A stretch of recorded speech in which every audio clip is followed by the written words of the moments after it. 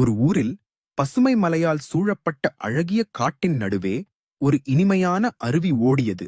அந்த அருவி அருகே இரு சிறு தம்பித் தங்கைகள் ஒவ்வொரு நாளும் விளையாடச் செல்வது ஒரு வழக்கம்.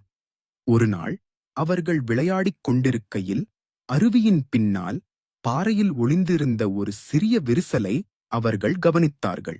அவசியமாய் வழி திருப்பினால் ஒரு மர்மமான குகை, ஒளிரும் கற்கள், மென்மையான காற்று, புதுமயமான வாசனை.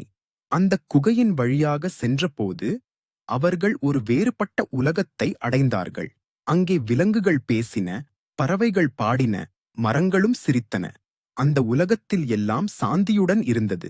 எதிலும் பயமில்லை, எல்லாம் பிரியமாயிருந்தது. அந்த அதிசய உலகம் குழந்தைகள் கனவில் காணும் ஒரு சிறிய பரி உலகம் போல இருந்தது. அது ஒரு ரகசியம், அருவியின் பின்னாலிருந்த ஒரு அற்புதம். அது அவர்கள் மனதில் என்றும் அழியாத ஒரு நினைவாக மாறிவிட்டது.